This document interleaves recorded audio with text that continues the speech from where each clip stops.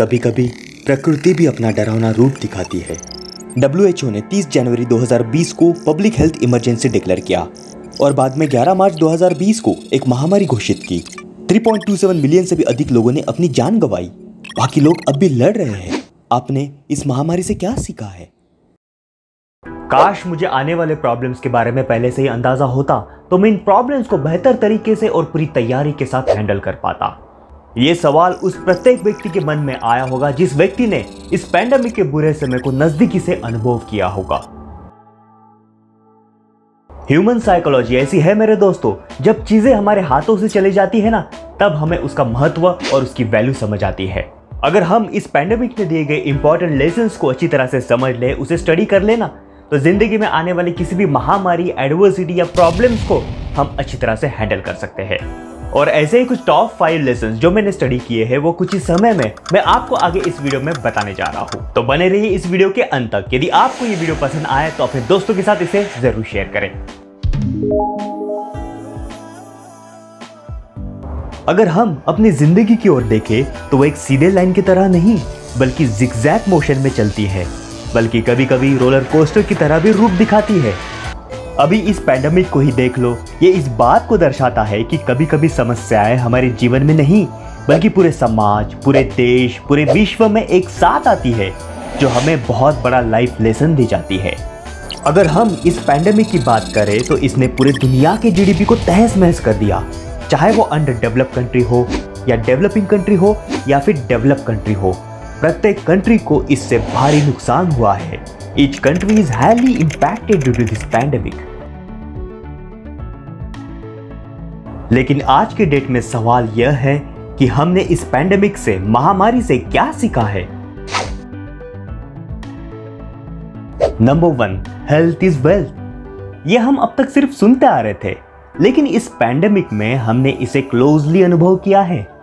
इस तरह की सिचुएशंस में डार्विन्स थियरी पूरी तरह से अप्लाई होती है, जो कहती है सर्वाइवल ऑफ द फिटेस्ट। जो व्यक्ति सभी एंगल से फिट है वही इस दुनिया में सरवाइव कर पाएगा।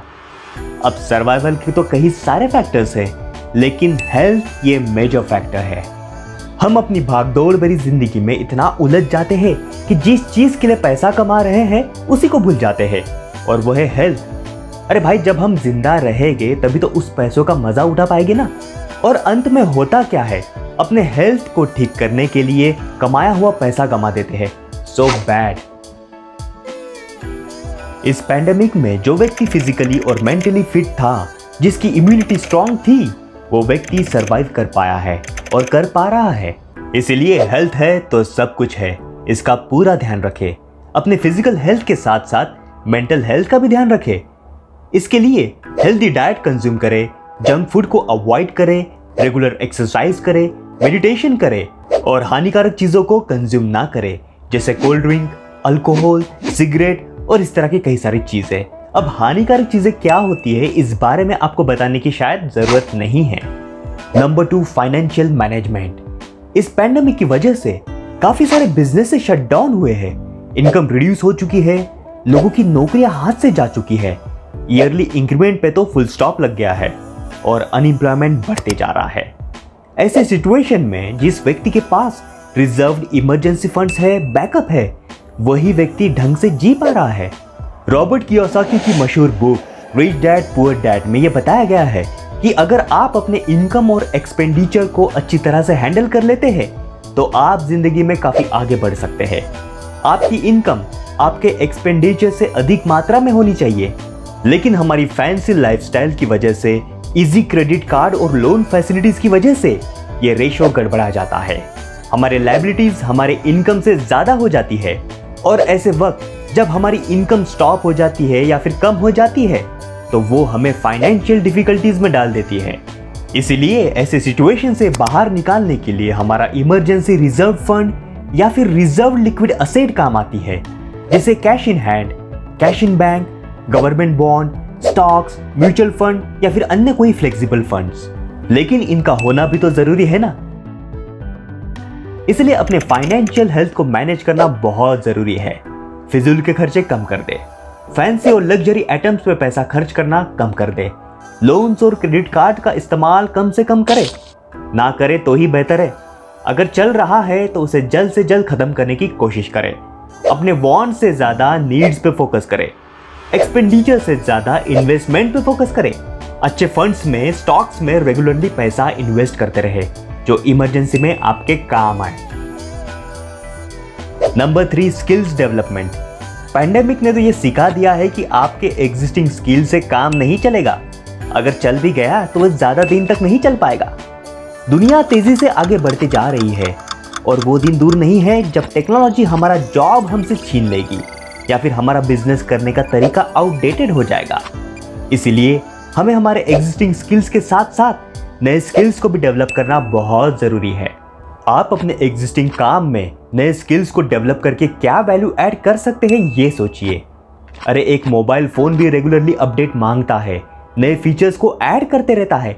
आप तो इंसान हो, चाहे वो आपकी कम्युनिकेशन स्किल्स हो, कोई टेक्निकल स्किल्स हो, लीडरशिप स्किल्स हो, एंटरप्रेन्योरशिप स्किल्स हो, टाइम मैनेजमेंट स्किल्स हो या फिर फाइनेंशियल मैनेजमेंट स्किल्स हो, उसे समय समय पर डेवलप करते रहे। जो भी आपकी अर्निंग है उसमें से कुछ पैसा अपनी नए स्किल्स को डेवलप करने में लगाए। इसे हम एक्सपेंडिचर नहीं बल्कि इन्वेस्टमेंट कहेंगे। Number 4, find right opportunity. जैसे कहा जाता है, विपत्ति में इंसान का असली चरित्र बाहर आता है, क्योंकि इंसान अपने हालातों से नहीं बल्कि अपने कैरेक्टर से बनता है। कुछ लोग पैंडेमिक खत्म होने की राह देख रहे हैं। वो सोच रहे हैं कि जब चीजें नॉर्मलाइज हो जाएगी तब वो अपना काम शुरू करेंगे। और दूसरी ओर कुछ लोग इन्हीं एडवर्सिटीज में नए अपॉर्चुनिटीज को खोजने में लगे हैं। कुछ लोग डिजिटल ऑनलाइन वर्ल्ड को अपनाने के लिए बिल्कुल कंफर्टेबल नहीं है, रिजिड है और चीजें नॉर्मलाइज होने का वेट कर रहे हैं। लेकिन वो इस बात को समझ नहीं पा रहे हैं कि डिजिटल ऑनलाइन वर्ल्ड ये फ्यूचर है। आज नहीं तो कल हमें इसे अपनाना पड़ेगा। जितना लेट हम करते जाएंगे उतना ही हम इस रेस से अपने आप को आउट करते जाएंगे। काफी सारी ऑटोमोबाइल कंपनीज ने फेस शील्ड और मास्क बनाना शुरू कर दिया। काफी सारी ऑयल एंड कॉस्मेटिक कंपनीज ने सैनिटाइजर बनाना शुरू कर दिया। काफी सारे 3 स्टार्स और 4 स्टार होटल्स हॉस्पिटल में कन्वर्ट हो गए। काफी सारे एंटरटेनमेंट इंडस्ट्रीज ने डिजिटल प्लेटफॉर्म को अपना दिया। कुछ वैक्यूम क्लीनर्स कंपनीज ने वेंटिलेटर्स बनाना शुरू कर दिया। काफी सारे कोचिंग इंडस्ट्रीज है जो ऑनलाइन में शिफ्ट हो गए। और ऐसी काफी सारी कंपनीज है, लोग हैं जिन्होंने इन एडवर्सिटीज में अपॉर्चुनिटीज को ढूंढा और आगे बढ़े। इसलिए इस बात को हमेशा याद रखें, every adversity comes with N equivalent opportunity. Number 5, taking responsibility of your own life.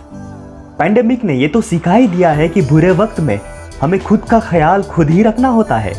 जब हम अपनी नॉर्मल लाइफ जी रहे थे तब हमने अपना काफी समय दोस्तों के साथ पार्टीज में, सोशल गैदरिंग्स में, आउटिंग्स में बिताया था। लेकिन आज वो किस काम का?